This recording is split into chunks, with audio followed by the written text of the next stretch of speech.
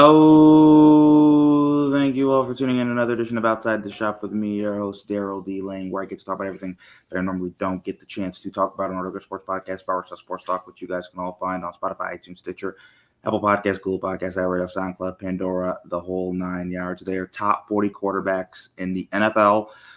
Quarterbacks 28 and 27 today, and we're starting with QB 28, Mitch Trubisky. So first of all, a few things about Mitch Trubisky. He's a very good athlete for the position, an underrated athlete for the position. I would say out of all the quarterbacks in the NFL, if we're just talking about speed, strength, Trubisky's probably in that 10 to 15 range, maybe a little bit higher in terms of strength, in terms of his arm power.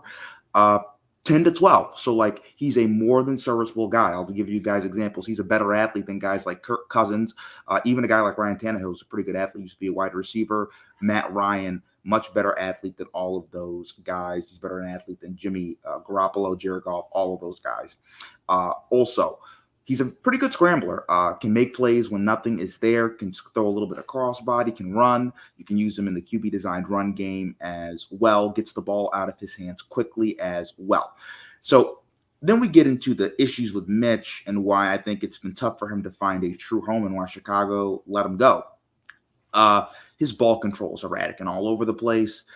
He throws it the same every single time. He'll throw it as hard as he can. There's not much touch on his passes, not much anticipation. Also, receivers are consistently having to adjust to his ball, so they're having to make one-hand catches, come back to the ball, jump up super high to catch the ball, right, which eliminates yak yards after the catch, which doesn't allow your receivers to hit in stride and get extra yards. So that's an issue as well. Also throw some wobblers from time to time when you see the ball come out of his hands. Even though he's a good scrambler, strong arm, gets the ball off his hands quickly. Those are some issues that prevent Mitch from really being a guy who could be top 15 in the league. And this gets into his time in Buffalo with Brian Daboll, Sean McDermott, Ken Dorsey, all those guys under Josh Allen. How much has he developed in Buffalo? Because if Mitch can fix all of those things, right, bring those to Pittsburgh, Mitch Trubisky can be easily a top 20 quarterback in the NFL. He definitely has that type of physical ability. But until he does that, he will always be in that 30 range of quarterback. Next, we get to number 27, QB 27, Tua Tagovailoa. So first of all, Tua throws a very pretty ball, a beautiful spiral. When the ball comes out of his hands, it seems so effortless and smooth and controlled. Decent athlete, a better athlete than I think people give him credit for. But here's the thing with Tua. He's not very good when it comes to pushing the ball down the field. There can be a lot of overthrows. Also, in terms of when he is pressured, he just becomes very erratic. He's not very good when he's pressured. He's not very good at throwing when bodies are around him.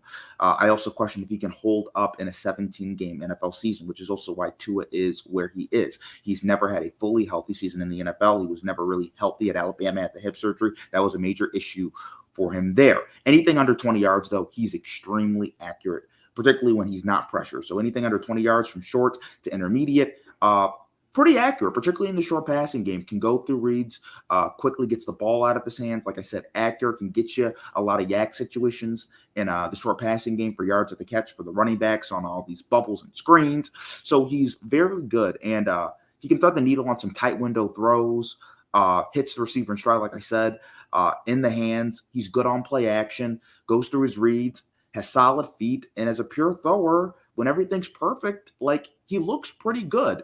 He's a guy who would really benefit from being in a Kyle Shanahan scheme and being protected where it doesn't have to make a ton of downfield throws, not really pressured, can have a really strong running game, can use a lot of play action, and Tua would look really good, and he would win a lot of games. He's already won games in Miami. He had a 10-win season last year. This year, the Dolphins were above 500. They went on a 7-8 game winning streak this year. So Tua's not as bad as people think, but again, certain things physically that are holding him back. Also, he's not very big in the running game or the scrambling game necessarily. He's a pocket QB that has specific things niche-wise that he does very well, but there's also things like the strength, the physical ability, the power in his arm, and the overall athleticism that he lacks that separates him from quarterbacks that are well above him.